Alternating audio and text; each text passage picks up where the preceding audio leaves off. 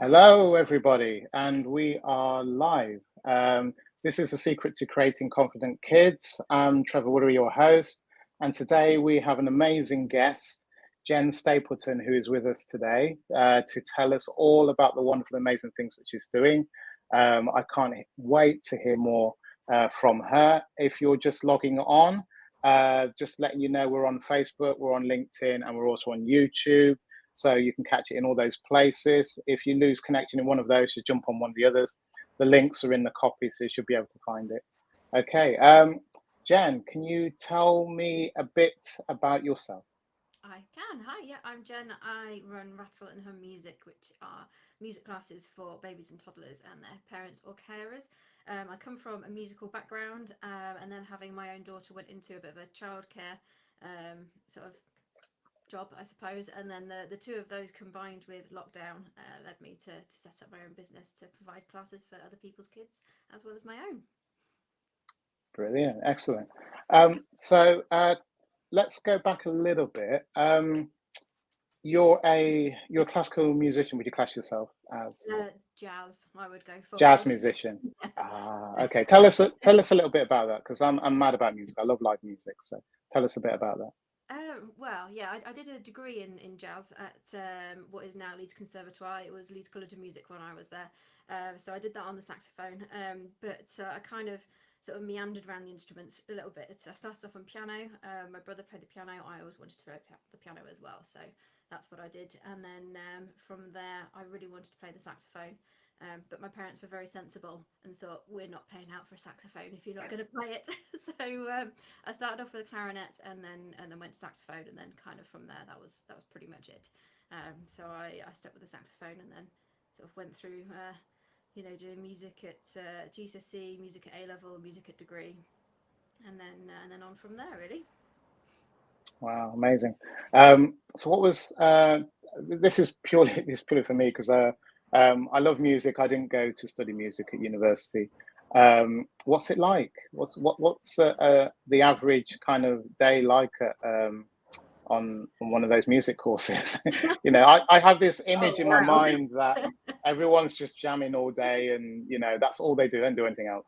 Yeah, I mean, I kind of wish it was a bit more like that. Uni was very interesting for me because, so at A level, I didn't actually do A levels. I did a BTEC National Diploma in music. So it's the equivalent of three A levels, but you just do music your entire time you're there, which was absolutely fantastic. And that is exactly what it was like. What you're saying, we just jammed all the times. We were doing gigs constantly. I the because so Exeter College, which is the sixth form, is like a university. So all of the schools feed into this one college. They don't have sixth forms. The only schools that had sixth forms where I come from were the private schools. So everybody else went to Exeter College. So you had campuses like you do at uni. You didn't have a uniform. You called your lecturers by lecturers and their first names and things like that. So when you did a music course, you were surrounded by the same people all day, every day. And it was fantastic because we just played music constantly. I mean, we were doing like learning things and doing composition and sort of the academic sides of it to a degree, but the main thing was performing and getting us out there and performing because that's really the only way you learn is to just Mm, do it. And then I went to uni and kind of expected it to be relatively similar. And I think because when you get to degree level, there has to be much more of a basis in academia in order to make it something that is sort of worthy of being called a degree. But that meant that there wasn't nearly so much focus on the performance aspect of it, which was a bit of a shame. But my days were a bit could be a bit random. You'd have one day when you were doing theory in the morning and nothing in the afternoon, and then one day when you're doing Indian improvisation, sat on the floor playing with someone playing a tabla in the corner. And then yeah, all sorts of weird things. But yeah, it was an interesting experience. wow. So tell us a little bit about your journey from there to setting up your company. Um, yeah. Yeah, I took a very meandering course. After I'd done my degree at uni, although I loved music, I couldn't see myself doing it as a profession. For a start, I did a jazz degree, which is not necessarily the best degree for them going out and getting some sort of a job. If you want to be a performing musician, you've got to be of a standard that I wasn't really at because I think uni sort of sapped some of my my love of it, unfortunately. So I went off and just sort of got a job that I needed to get. Meandered around a few jobs. I ended up working actually in vintage clothing, which was really fun for a period of time. And then doing sort of bits of music on the side. You know, I've always played, got a piano. You know, I still loved and did music, just not in any sort of professional capacity. And then I got pregnant, had our daughter 6 weeks before lockdown, and so lockdown hit, and I just planned all of the classes and things that I wanted to try and go and do with her, and then everything just closed, and there was nothing. So I spent a lot of time trying to come up with things to keep, I think to begin with, mostly me entertained, as well as her. And we have instruments everywhere because my husband's a musician as well. So, you know, we've got guitars, saxophone, piano, ukulele, drums, you know, percussion instruments everywhere. So I just started doing all of that with her from a baby, you know, and she could crawl over things and strum things and try and eat things, and it was great fun. And so when things opened up again, I thought, great, I want to go to a music class with her, which I did. And there was sort of none that were really that gave you that opportunity to interact with real instruments. You got sort of a shaker or something like that, and you sung along to lots of different songs, but there was no real instruments. And I thought this is a real shame. Um, I feel like there's a sort of a big gap in the market here, and something that you know, even from babies, they're really missing out on, because that experience of real music is is really fantastic for development. When I looked into different sort of franchise options to maybe sort of join one of these classes that were already running, or something that I could adapt. A lot of the sort of the videos of saying, oh, you know, come join our franchise, was things saying you don't need to have any background in music, and I'm thinking, you're running music classes, you should have a background in music. So that, well, never mind. Let's just start my own, because I've got a background in music. I was then working in a nursery, so I've got childcare experience. I've obviously got my own child that's very good for practicing on, and let's start something that actually gives people and their kids the opportunity to see these instruments, and not just sort of see them on a video, but see them in real life, and press the buttons and strum the strings and hit them and see what different sounds they make, and actually get to hands-on explore them themselves. So that's what I did. Yeah, I mean, looking back now to my childhood, I grew up in a house with a piano. Never learned to play it, but it was always there, and I was always bashing on it as a kid, and it was amazing. We just go and make noise until we're told not to, which is probably after the first hour. That was it, you know. I'm Go and impressed read, with or that. go and play Go on. outside, or anything else, but play that piano. Um, but it was great, and I think I can see the value in kids actually being able to be around, you know, musical instruments, whether they can play it or not. Just actually being around the physicality of one is quite an amazing thing. Yes. And a similar thing happened in when I started primary school. They had a music room with lots of instruments, and music lesson wasn't really music lesson, but at least there were instruments there, and every now and then we got to pick something up, and that was nice. So I totally get where you're coming from with that. So take me through a little bit about, just so I can understand a bit more about your sessions, just what they involve. So I have it's sort of a course of 6 sessions. That's mainly because I've got 6 different instruments that I can play in class. Um, so so each week is a different instrument. So I've got ukulele, 2 different types of saxophones, flute, bass guitar, and a keyboard. So each week I will have one of those with me. I generally have it broken down into sort of 3 sections. When people arrive, we start off with the same 3 songs. There's a welcome song and 2 nursery rhymes, because nursery rhymes, although I've just sort of said, although everyone was just singing nursery rhymes, they are very important. So they're very simple to pick up on. They've got actions, and the repeated sort of melodies and words of them are fantastic. So they definitely have their place. So by starting off with the same 2 songs and the welcome song, it's great for babies that are coming back to recognise those songs, and it helps them feel calmer, relaxed. They know what's about to happen, basically, rather than just starting straight off with something brand new. Sort of settles them in. I always make sure we do a couple of songs to do with counting, songs to do with some actions and things like that in there as well. But then basically the rest of the sessions in amongst those songs are about exploring the instruments.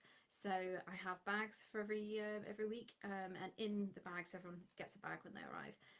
There's a shaker. I've got some here. So you get a shaker and an egg every Ah, I single. remember those. Yeah, Yeah, excellent. fantastic. They're really good sort of size for holding, and you see as the babies get older, their ability to grip develops, and then their ability to shake, and their ability to shake these as well. Then it's something that they learn. So these are in every week. Again, it's that familiarity, so they know what's going to be there every week. And then also in the bag, I have a changing instrument in the bag, so it's a range of different percussion instruments. And then also things that you just find around the house that would make noise, Mm, because just because something's created to be an instrument doesn't mean that's the only thing you can play. You know, mm, kids all the time, you see the videos of them with pots and pans and wooden spoons. Brilliant. You don't need to have a stash of musical instruments at home. There's so many things that make noise. So I have a few of those that I use in class as well. And there's a period of time where they can just explore what noises they can make with these instruments from what they're initially designed to do, but then also just what noise can you get out of this? What different ways can you find to play this? You know, you can, you hit two sticks together and it makes a noise. What happens if you hit it on the floor?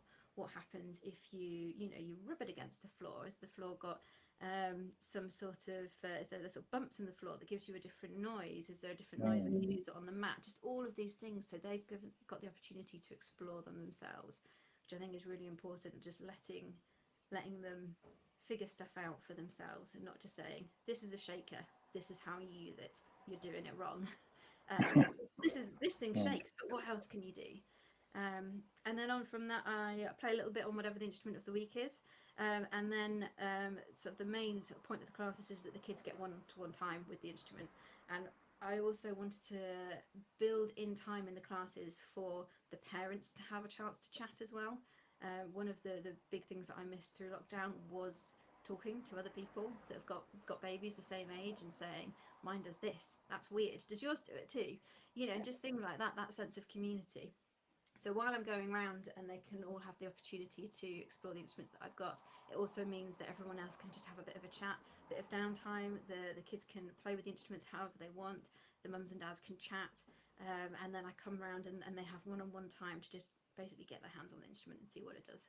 And I'll play a little bit and they can press the buttons, strum the strings, hit them, chew them, whatever they fancy.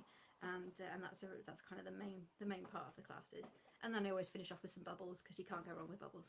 Oh, there you go. Yeah. Just throw bubbles in at the end and everyone's Yeah, happy. Yeah. pretty much. Yeah. Okay.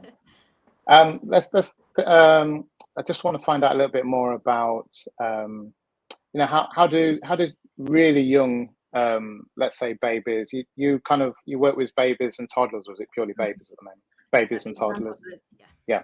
Yeah. How do they interact with music? What's the change that you've noticed when you put musical instruments in front of them? What's happening? What's happening? It's amazing to see. So I've got one little boy who's been coming since he was 5 weeks old, which is amazing seeing him grow. So obviously, initially in the first few classes, um, they're just kind of experiencing everything that's going on. So it's the sounds that's helping them. It's hearing people singing is fantastic. Every new experience that a baby has creates new connections in their brain, Mm, and then the more you repeat those, the stronger those connections become. Also, as well, it's a big help with lowering stress levels. So, seeing repeated patterns and how things are going to go gives them this sense of security, because they think, last time I came here, we did this. So, that means that this is probably going to happen next. mm, So I feel comfortable. So for the really little babies, it's things like that they're getting from it. The experience of hearing and seeing new sounds, people singing together as a group is a fantastic social event. So they're seeing that, they're bonding with whoever's brought them, whether it's the mum or the dad, because you tend to sort of sit there with your baby on your lap, or lying in front of mm, you, and you're looking at them and you're singing and you're interacting, and that's a huge way to build bonds. So it starts with that. As they get a little bit more able to grab and move, happens surprisingly quickly, the more you give them the option to do this, the quicker they learn it. So then they'll go from just sort of sitting and waving hands around, to actually being able to grasp things and hold on to them, which is part of the gross motor skills development in babies. And they can hold it often. I mean, this is brilliant because they just all eat it, which is fantastic. So they grab it and they eat it. But that's great because that is, it's a really good, gross motor action. They're bringing something to their mouth. Fantastic. As they get older again from that, they'll start to shake it, which is even better because now they're Mm. making noise from it and they're learning how to do it. And then they start to be able to sort of sit up and roll and crawl, and they can reach out for what they want to play with. So they're making decisions on which instrument they want to go with out of the bag.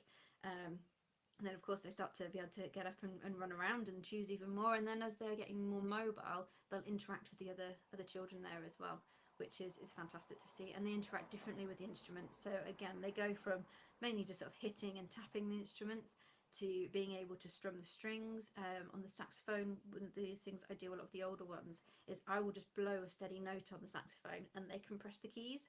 So they're Oh, more perfect. Yeah. intelligent to Mm. do it themselves, which is really great for them to see, because so they can hear immediately, I'm pressing this key and the music is changing, and that's me.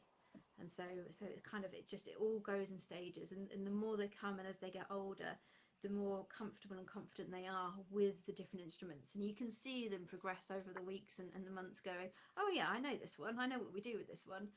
That's a ukulele, I can strum those strings, or I can hit the side and this is what it does. Oh, I know this one, it's a saxophone, it's shiny, I can press that button. Mm. And they get more familiar with them. And do they develop favorites? The instrument they want every week. That one. Are there any tears? There's not tears, because I don't think none of them are quite at the age where they can sort of understand. Well, hold on a minute, isn't it? Hang on, isn't it saxophone week? Why have you got a ukulele? They're not quite at that stage, but definitely you can see that certain children are. When you bring out a certain instrument, some of them love the ukulele because it's got strings. Others really love the saxophone because of the buttons. A lot of them really like the keyboard because they can just crawl all over it. You can play with your hands, your elbows, your feet, anything. So they really like the different noises they can get out of that. So yes, definitely favourites. And if they spot someone's got something else in their bag than what they've got, then that's the favourite because they want the other one. Wow. Oh, perfect. Any case studies? Anything that is in your mind of an individual or a group that stand out? Obviously, don't mention any names, but yeah.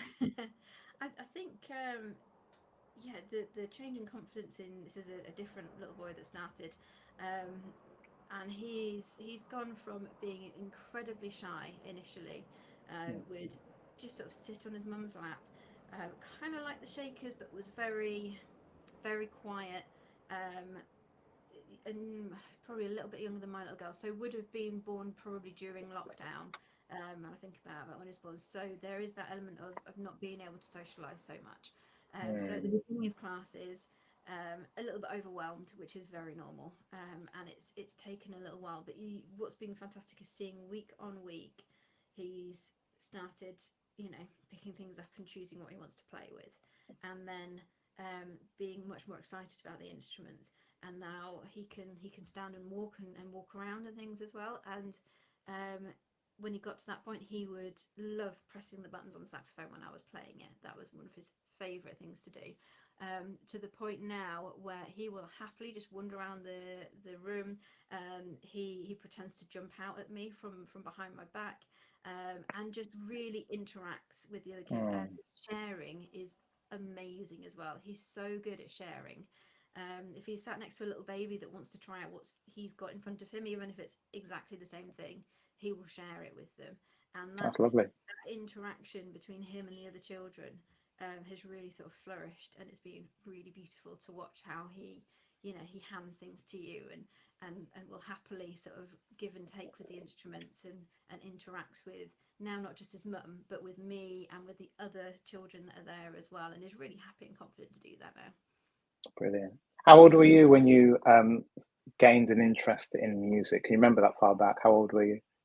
I was really little because my brother played the piano and I wanted to be like my big brother. So, Yeah. so from a young age, and I think my parents had said when I was 8 I could start piano lessons because that's when my brother started. So I started piano lessons and then and clarinet lessons when I was about 8. So from there, so pretty But young. before that, when you were a toddler, you were just maybe. Is there quite an age gap between you and your brother? Yes, 9 years. Yeah. Oh, okay. So when you were literally a baby, you were just like watching him. Watching, yes, watching Wow, that's the cool. piano and then banging on it as well. And he When would he's do not looking. little things. No, when he was there, he was fantastic. He would, yeah, let me sit up on the bench next to him, and I remember he taught me how to do a chromatic scale. That's the first thing I can vaguely remember doing on the piano, because you can Wow. start at the top and go all the way down, pressing all of the Mm. notes, which is really fun. So he taught me how to do that, and yeah, I think I just went from there really. Wow. Did you go to a school where they, I wouldn't say forced, but they encouraged everyone to learn the recorder? Did you go to one of those schools? Um, there were recorder lessons in my. We didn't have primary and secondary. We had first, middle, and high, just to be really Oh, okay. confusing. So that was a But I bit do later, remember yeah. in my first school doing recorder lessons vaguely, but not much. And it definitely wasn't something that was forced. However, the middle school and the high school that I went to both had really strong, good music teachers. So there was a real emphasis on music in both of these schools, which was incredibly helpful. My music teacher in middle school was terrifying, um, but because I think she was such a strong character and made sure that music was a part of this school, it was really good. Mm. Looking Yeah, back, I think we all need teachers like that. yeah, I think the school I went to was pretty much recorder heavy. There was a lot of, yeah, every kid that was into music started recorder. I think I lasted maybe a week with one, and I didn't take with it, not at it's all. not the greatest instrument to start with a recorder, Yeah, but I they think are at really that time, yeah, at that time I wanted to play the piano though because there was one in the fun. house, so it didn't. What's It this? wasn't quite, Not yeah. quite the same, no. And it doesn't sound. It sounds amazing when you learn to play it properly, but when you're starting off, it's horrendous. But I guess that's the same with all instruments, so it's kind Yeah, of like, most yeah, instruments. I mean, that some are worse than others. Violin and oboe spring to mind as I think probably two of the worst instruments to be a beginner on. For the parents, that is. yeah. But the oboe would be so much fun. It's amazing. Oh, do you know, I could never even get a sound out of an oboe. It was, yeah, too bizarre to me. And I was already set on the clarinet and saxophone, so I wasn't bothered. I did notice at the beginning that you had a saxophone lurking in the I background. do, Yeah, could we hear a few notes from that? 'Cause yeah. I do love this the saxophone. Never learned to play it myself, but they're amazing instruments. They are, they're beautiful. So this is a soprano saxophone. This is actually my first ever saxophone. And I Wow. completely love it. It's wonderful. I'll move back a little bit because it can be quite loud. Um,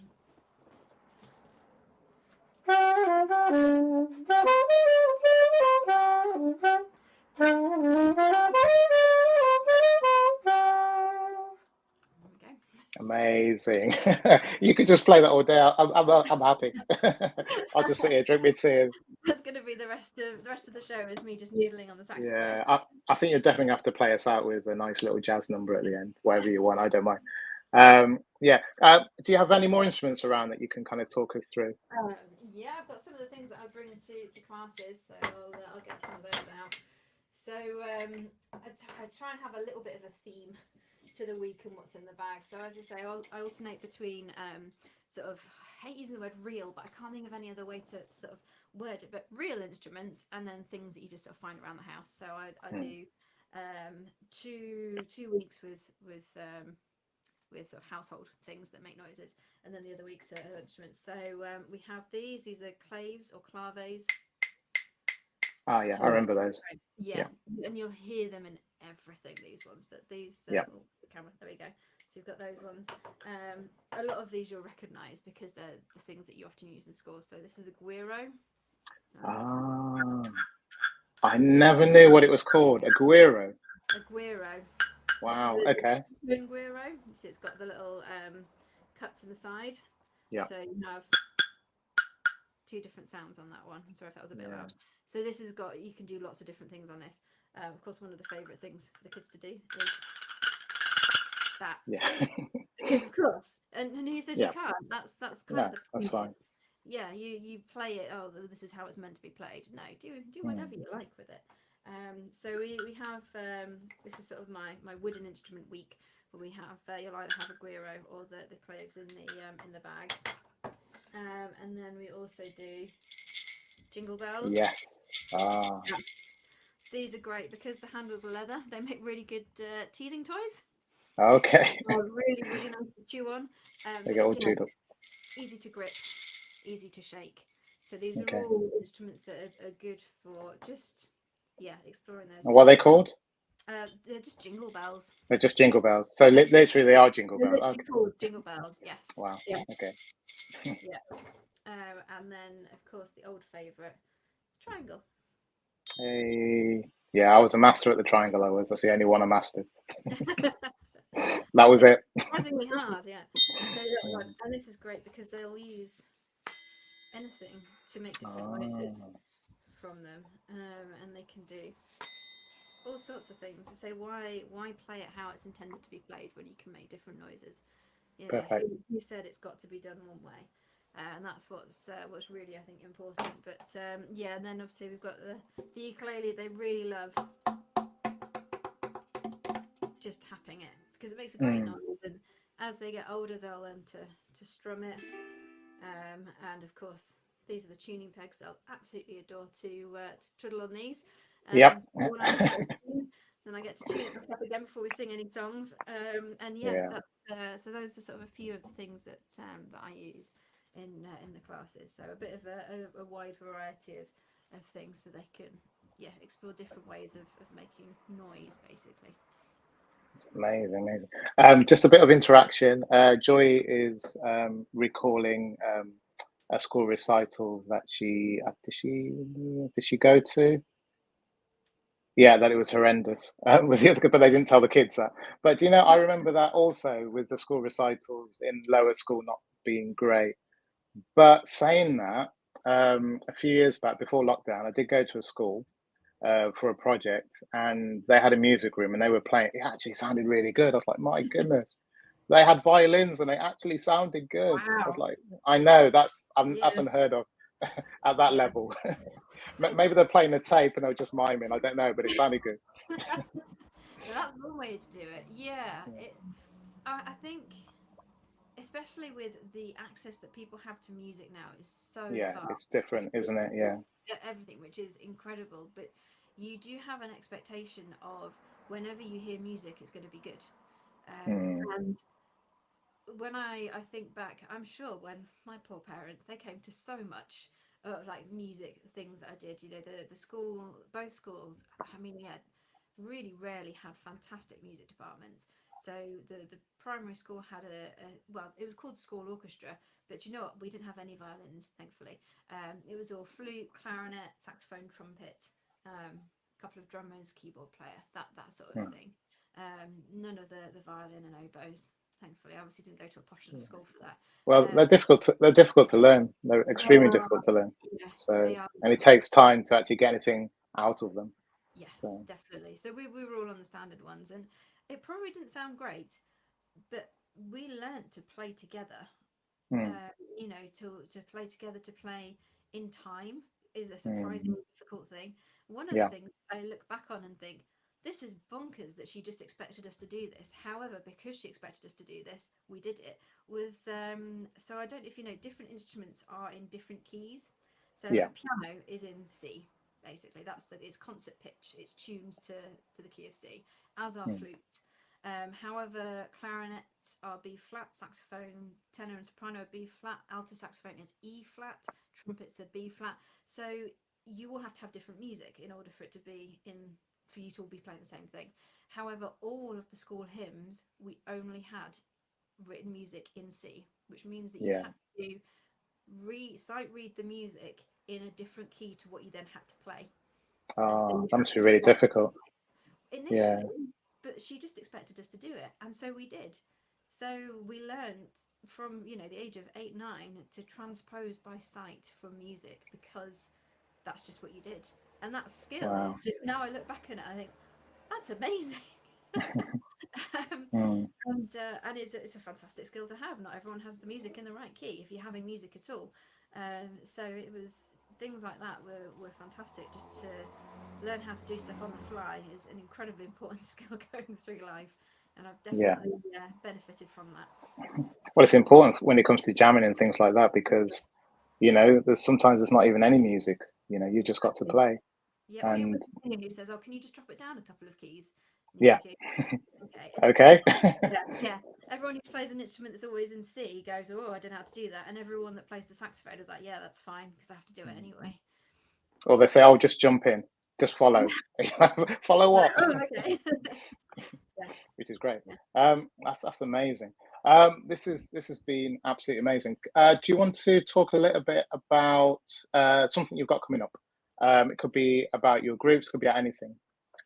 Yeah, so we're hitting the summer holidays. So I've got groups over the summer holidays, which is fab.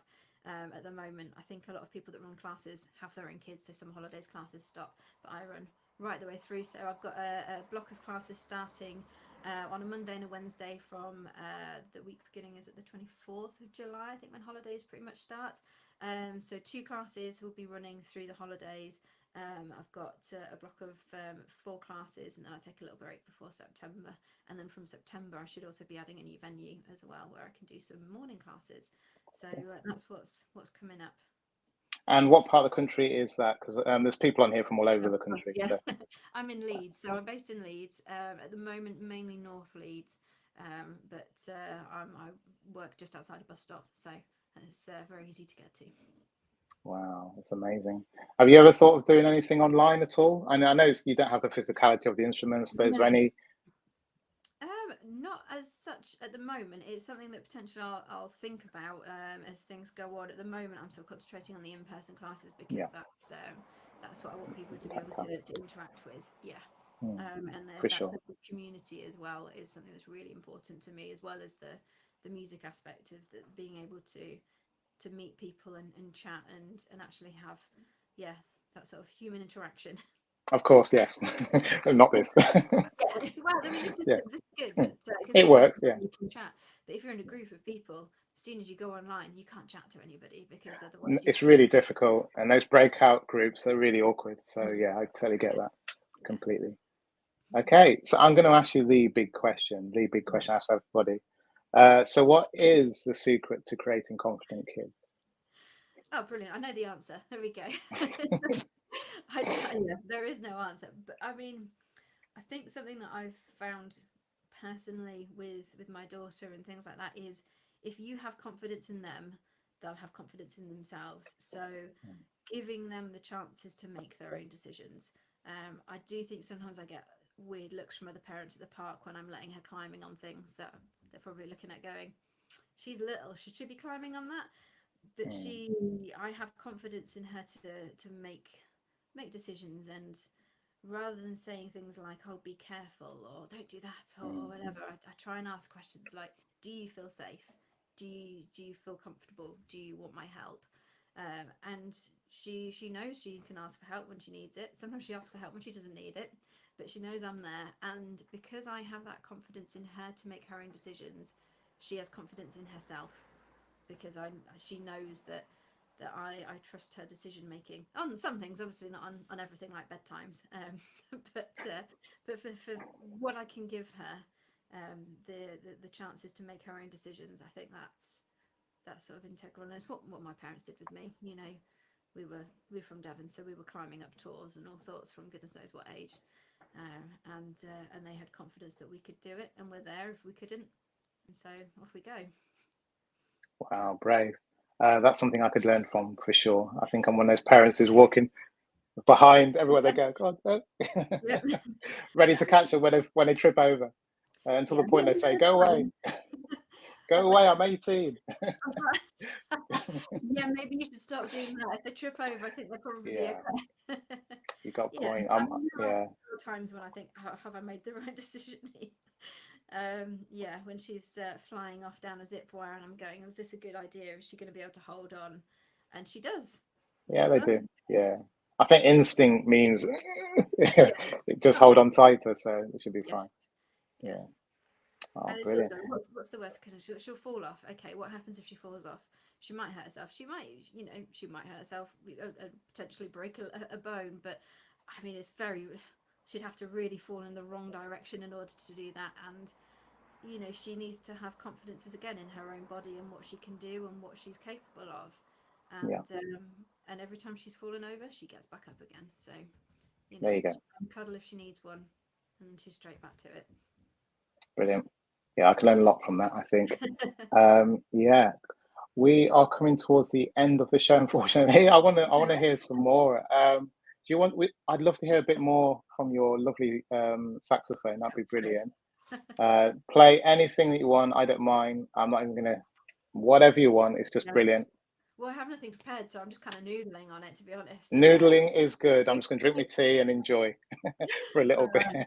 I'll open up if anybody who is watching wants to ask a question, please do. I'll start flicking through and see who's asking questions. I think it'll be Facebook and on LinkedIn mostly, but I'll have a look. Okay. Yeah, just yell at me to stop then.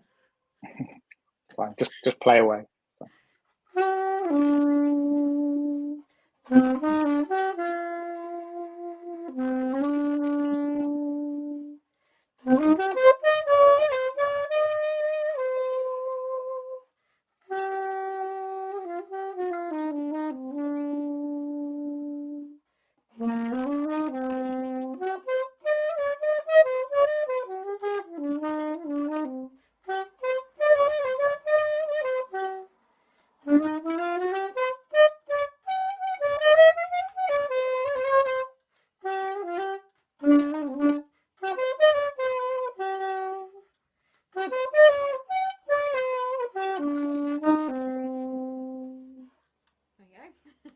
That's amazing.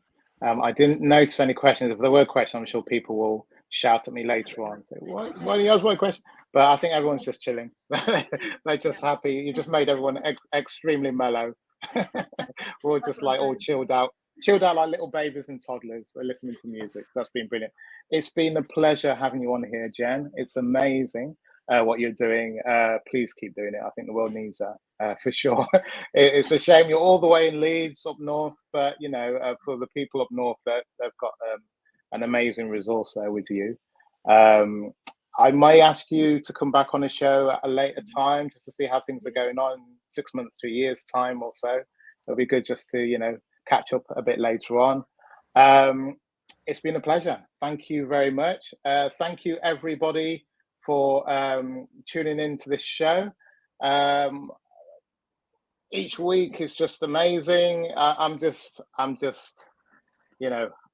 what can I say? There's so many good things going on in the children's sector. Keep tuning in to find out what other amazing stories are out there, and I'll make sure I keep finding new people to come on and wow you. Thank you, Jen. You're amazing. This has been the secret to creating confident kids. Jen, if you want to play us out, and I'll press the exit button halfway through. So I just want to do that. Thank you for tuning in. It's been a pleasure.